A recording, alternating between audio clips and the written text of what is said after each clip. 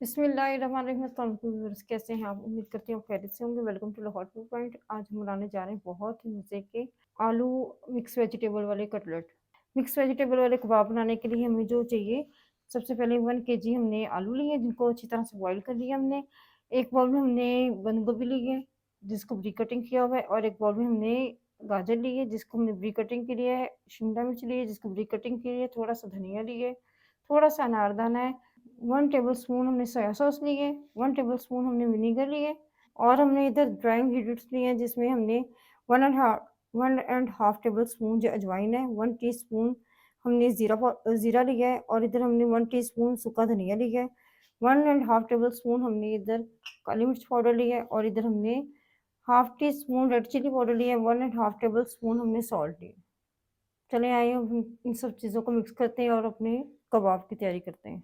अच्छा, तो सबसे पहले हम इसमें अपने जो है ना वेजीज़ डालेंगे। गाजर डल गई है, शिमला मिर्च भी ऐड कर देंगे, बंद गोभी भी ऐड कर देंगे, विनेगर भी ऐड कर देंगे, सोया सॉस भी ऐड कर देंगे, अनारदाना भी ऐड कर देंगे, धनिया भी ऐड कर देंगे, और ये सब स्पाइसेस भी ऐड कर देंगे। अच्छा, स्पाइसेस मैं लाइट खाती हूँ। अगर आपको पसंद है कि आप स्पाइस ज़्यादा खाना चाहते हैं तो आप इसमें स्पाइसेस ज़्यादा भी कर सकते हैं। बच्चे कम खाते हैं, इस वज़ह से मैं ये लाइट बनाती हूँ, खुद भी मैं लाइट खाती हूँ। अब हम इन सब चीज़ों को हाथों से अच्छी तरह मिक्स करेंगे।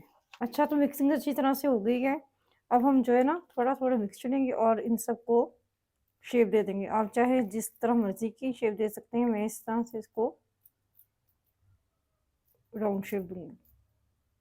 इस तरह से सबको राउंड शेप देके प्लेट में रखती जाऊँगी।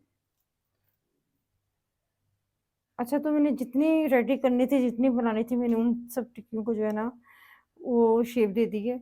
और अब मैंने इधर जो है ना बेसन लिया है, बेसन के लिक्विड इस तरह से बनाया है ताकि इसकी हमें ऊपर कोटिंग करनी है।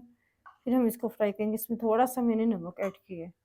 अब हम अपनी टिक्की को उठाते हैं, अपने कबाब को इस तरह से हम बेसन में डिप करेंगे, और साथ ही मैंने इधर फ्लेम जो है ना वो ऑन रखा हुआ है, तो हम इसमें बड़े ही एहतियात से इस तरह से हम सबको डाल देंगे।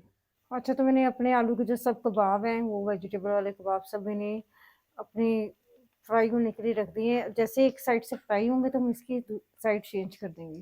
अच्छा, तो अब हम इसकी साइड चेंज करेंगे। मुझे ऐसा लगता है कि इसकी जो एक साइड जो है ना वो कुक हो चुकी हुई है।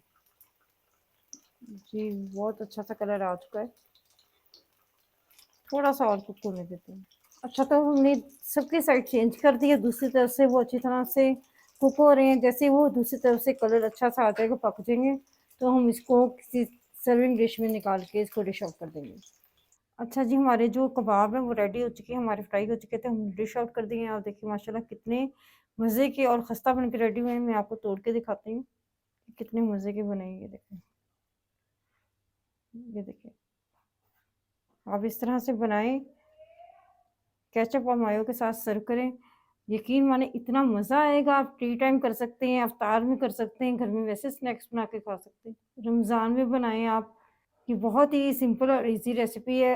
अगर आपको मेरी ये रेसिपी पसंद आई है तो प्लीज़ मेरे चैनल को सब्सक्राइब कीजिएगा, बेल आइकन को दबाइएगा, और कमेंट्स में ज़रूर बताइएगा कि अगर आपने इस तरह से ये कबाब बनाए तो आपके कबाब कैसे बने। मिलते हैं एक और अच्छी सी नई रेसिपी के साथ। अल्लाह हाफिज़।